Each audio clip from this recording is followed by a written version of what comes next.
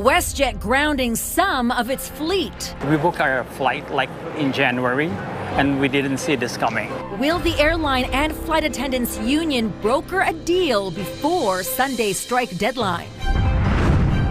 Plus, beat the heat or just go with it. A 2-day scorcher before some relief. And it's so Gouda. We make the finest cheesies in this northern hemisphere. The cheesy musical inspired by the iconic orange Canadian snack. CTV Calgary, local breaking news with Camilla Di Giuseppe. Good evening. Contract talks tonight continue between WestJet and the union representing 4,400 flight attendants. But as each hour passes without a deal, the likelihood of a strike or lockout becomes more imminent, and that would impact tens of thousands of travelers each day as early as Sunday morning. WestJet has already started grounding planes. Airlines tend to cancel flights ahead of a potential work stoppage to prevent crews and passengers from being stranded. WestJet hasn't said how many planes have been grounded. The Canadian Union of Public Employees is continuing to bargain with the airline in hopes of diverting a work stoppage, but says the two parties remain far apart on key issues.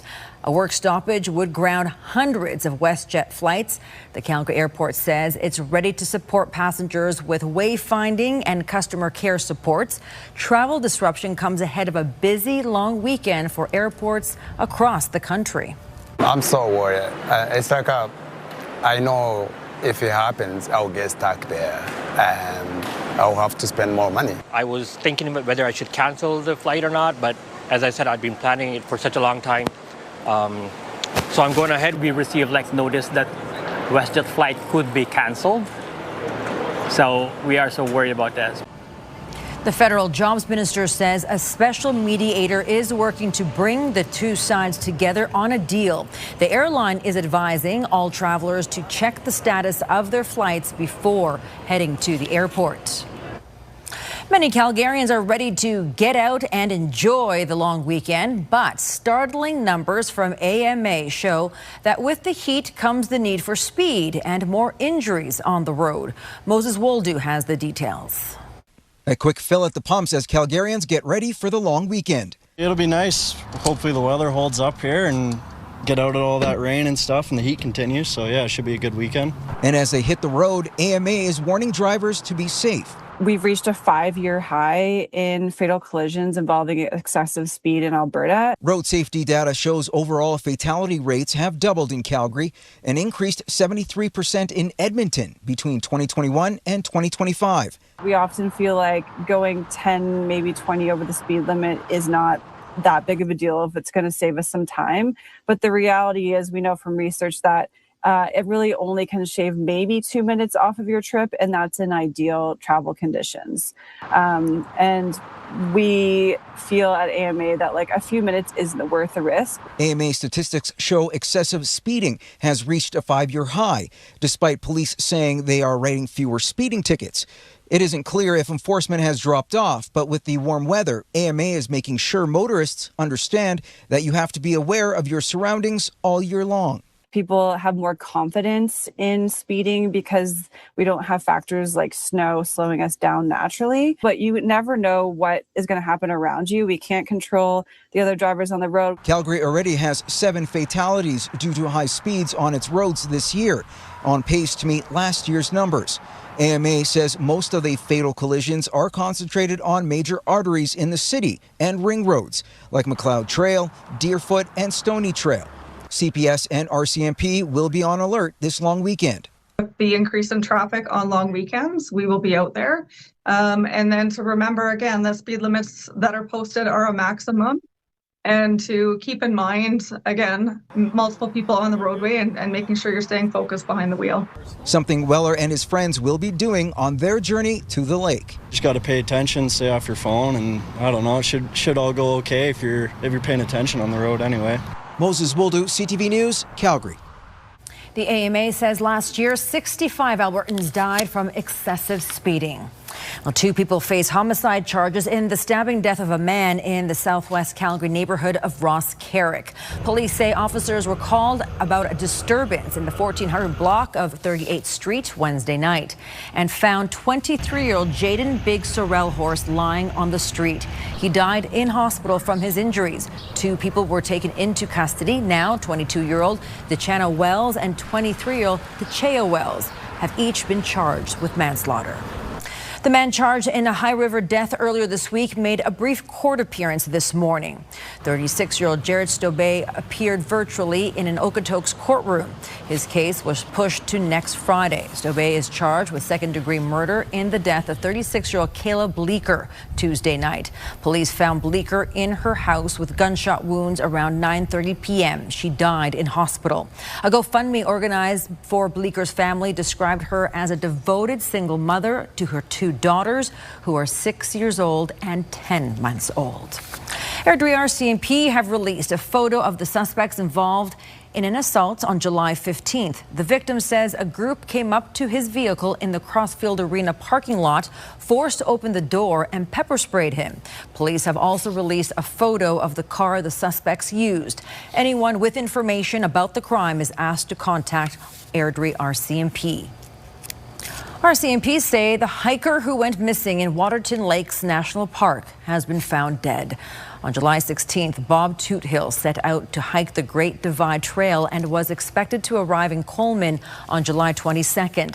The 81-year-old was reported missing the next day. Search and rescue crews, along with Parks Canada and the RCMP, spent 7 days looking for him.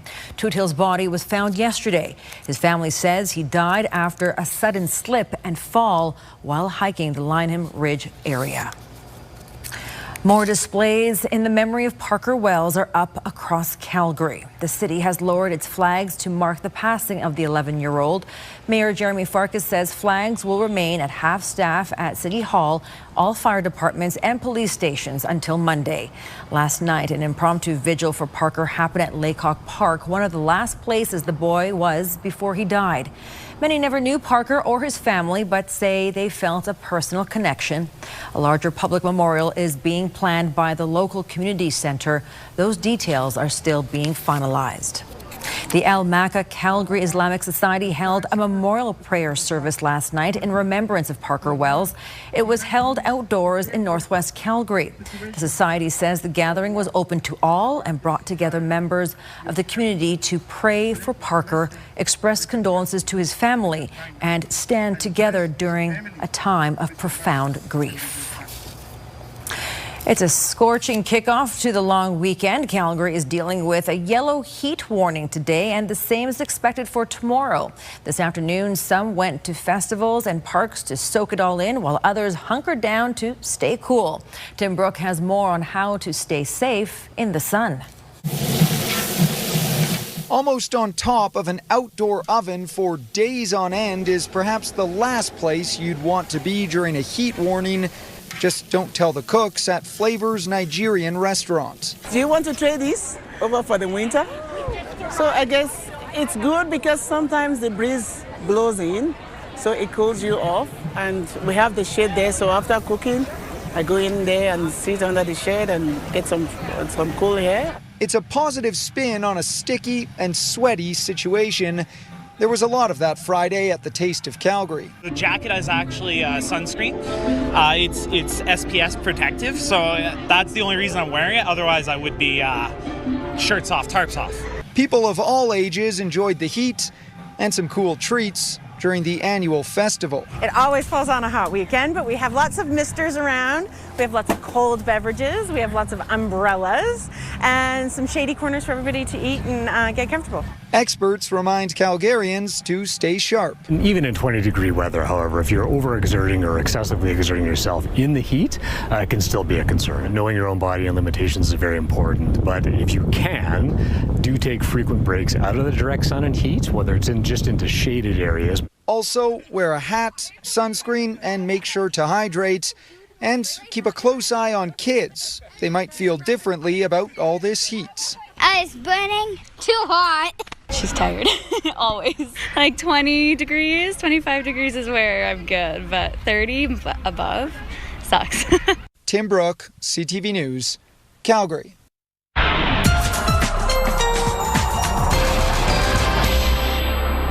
Danielle is in with our first look at the weather. It's that kind of 1-2 punch weather warning scenario we're in. Yeah, we are under a heat warning in the city and an air quality warning. So being outdoors can be a little tricky for many people. One, it's hard to deal with 33-degree heat. The other side of it is the air quality is pretty poor at times, and that will continue to be the story. So we ranged from low to high in the city today, and for tomorrow, moderate to high, and that will likely stick around for parts of Sunday as well.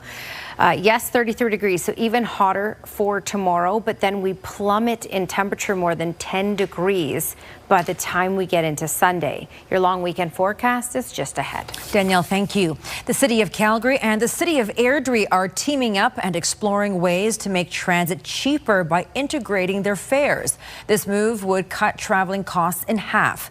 As Tommy Osborne reports, it's welcome news for many who make the daily commute. That would be the greatest news ever. Calgary and Airdrie are working on a plan to integrate their public transit systems. It would make the commute to and from the bedroom community easier and cheaper. If this comes up, it would be greatest news. It will help me save a lot, help me save money. Evelyn Onwuka spends around $180 a month on Airdrie and Calgary transit passes. Integrating the fares would eliminate the need to buy tickets in each city. We do identify a young population, an eager population that's looking to work, and one that's really budget conscious. So for us to look at transit solutions that are more than what they've been in the past is critical to the success of our community. Airdrie says 546,000 people used public transit last year, and 60% of those were commuting to Calgary.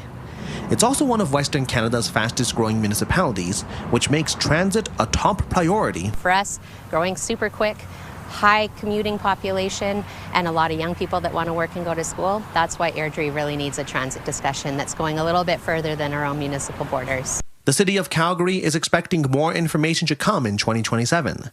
City Council unanimously supports the idea, but there are challenges. We're wanting to make sure that Calgarians get our fair share of investment from the province of Alberta, and that if Airdrie is benefiting from this arrangement, that it's at least cost recovery. And to cut to the chase, we want to make sure that transit service in Calgary doesn't suffer as a result of providing greater service to our region.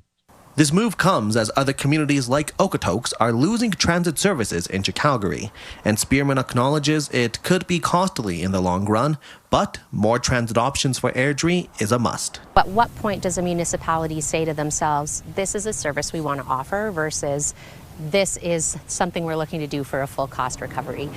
Tommy Osborne, CTV News, Calgary. A lot of people worked hard to restore Tabor's arena. Now it's back in operation after an explosion caused major damage. That story next.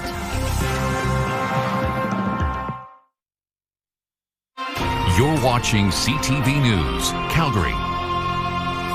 7 months after an explosion damaged the community center in Tabor, the town has officially reopened its large ice arena. The first skaters were on the ice today. Last December, a failure of a component within the fuel system of the arena Zamboni caused a propane leak and large explosion inside the arena, destroying several walls and damaging parts of the arena and curling rink. No one was hurt.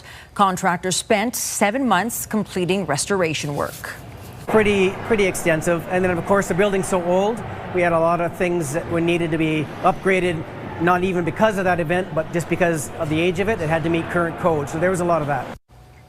The town also came together and was nominated for Craft Hockeyville, a national competition to receive funding for arena upgrades. Tabor won this year's contest. Calgary Pride has announced that political parties will be welcome to apply to take part in Pride Week activities, including the parade. Political parties have not been allowed to participate since 2023. The organization says since 2019, parties' participation in Pride events have varied from year to year based on safety, security, and community consultation. Calgary Pride says applications from parties must demonstrate a record of progressing the rights of marginalized communities. Applications close August 17th, and Pride Week runs from August 31st to September 6th. An iconic Canadian snack inspired new original musical playing in Canmore this summer. Alicia Fieldberg has a taste of the show. Bold, classic, and wonderfully cheesy. Well, maybe our greatest triumph was making the corn behave this cool. That describes both a new play and the Canadian snack that inspired it.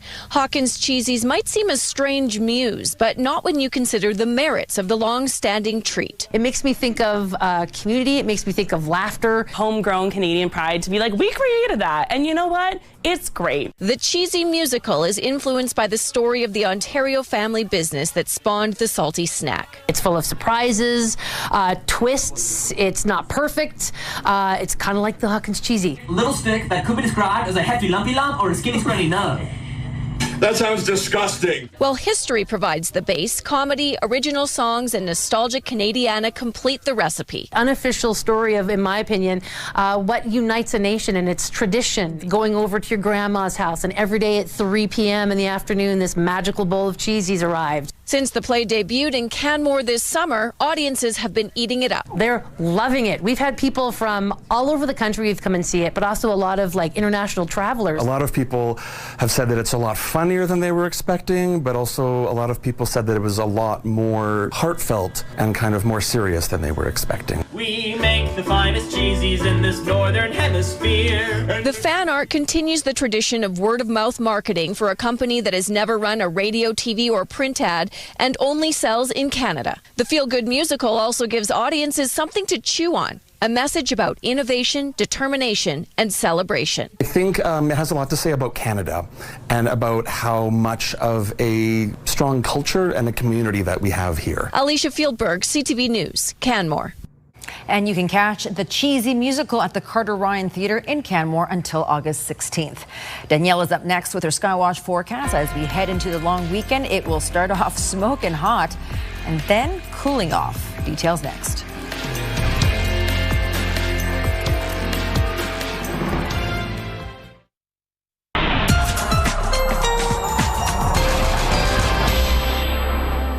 All right, well, today was hot. Taking a look at daytime highs, 29 was the high in Calgary, 31 in Drumheller, 32 in Brooks, and up to 33 in Medicine Hat.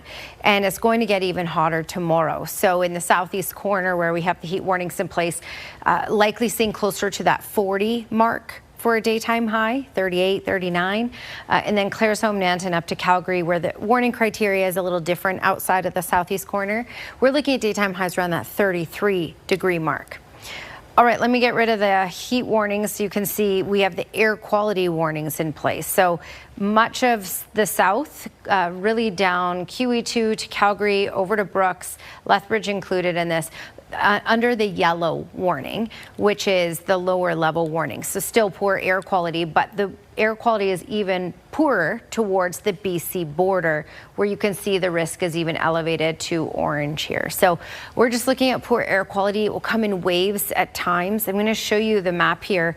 And basically what's happening is there's the fires in southern BC, the fires in Washington state, and we're going to get a really good push of wind from the southwest, which is already dragging some smoke in and will continue to do that at times over the next 24 to 48 hours. It should clear out late Sunday, as you can see here, but until then, at times it will get quite smoky. All right, radar and satellite. Nothing to talk about right now other than the heat and the smoke. The jet stream all the way up north of Edmonton. This is going to start to slump down. So central Alberta will be dealing with, and again, the jet stream is a storm track. So the Central Alberta will be dealing with this activity tomorrow, and then this will slump down into southern Alberta by Sunday. It's going to bring in a much cooler air mass and give us the risk of thunderstorms as well. Okay, Futurecast will show you this. Really, we're looking at a hot day tomorrow, hot and hazy, smoky at times. And then early Sunday morning is when this tracks down the QE2 and into Calgary. It should really just make its way to Calgary. And then by the time we get later into Sunday, that's when it'll start making its way down Highway 2 towards Lethbridge and the southwest corner. Again, the risk of thunderstorms with this, some of them could be severe. Looking at that upper level chart in the lighter orange here, this is the jet stream, and this is going to boost up a little bit for tomorrow. Nice, decent push of air from the States to get us even hotter for tomorrow, and then this slumps down. So that's why we're looking at that activity moving in potentially, and definitely cooler temperatures, more than 10 degrees colder on Sunday compared to Saturday. Saturday, a high of 33, Sunday, a high of 22. Air quality health index moderate to high for the next couple of days. It should be improving on that air quality health index by Monday, Heritage Day, but by then just a high of 21. Danielle, thank you so much. The largest outdoor dog show in Canada is underway, and it's been a tradition for decades. We take you to the show south of Calgary next.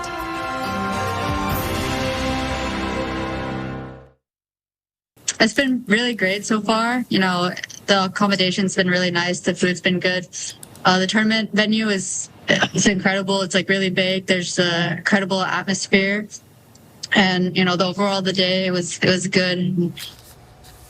The day was very good for judo athlete Evelyn Beaton of Lethbridge at the Commonwealth Games in Scotland. The 21-year-old topped the podium, winning the gold medal in the women's under 52 kilogram weight class, defeating an opponent from Cyprus.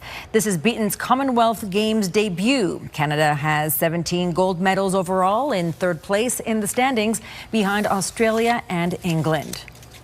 For the second straight year, Calgary golfers of all skill levels are putting their game to the test. The Calgary Municipal Golf Championship returns this weekend at Shaganappy Point and Maple Ridge golf courses. The two-day stroke tournament is open to anyone 18 and older, and all skill levels. The city says the golf has really been growing as a social sport. I think the big thing you're seeing now is your 25-somethings to your 45-somethings that have looked at golf as slow, boring, and a big waste of time is now a great way to say, hey, for 4 hours, or if you play our 9s at 2 hours, that you can come out and really connect with people and have a lot of fun, and it doesn't really matter what the score you shot. All slots are full, but there is a wait list available on the city's website. There are also prizes for the top golfers. Hundreds of canines are competing for Summer Classic supremacy this weekend. The Alberta Kennel Club's Summertime Dog Competition is just south of Calgary this weekend at the Ranch House grounds. The Summer Classic is considered the largest outdoor dog show in Canada. The Kennel Club says they've been hosting it for more than 50 years. We've got up on with confirmation, obedience, and rally, and our specialties. We've got like over 800 entries each day, so you can come and see plenty of dogs and breeds. There's 27 breed specialties. More than 24 vendors will also be set up for the weekend. The Summer Classic runs until Monday. All right, and that's it for us here at CTV News at 11:30. Thank you so much for watching. Have a good long weekend, a safe long weekend, and we'll see you soon.